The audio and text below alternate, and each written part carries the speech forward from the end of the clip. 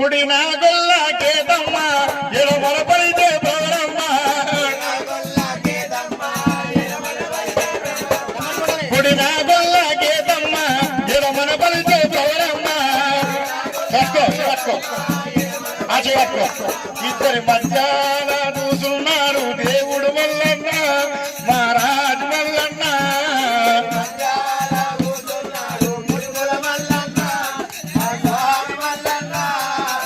బుగ్గ మీద చుక్కను చూసి సిగ్గు అడ్డాకేదమ్మ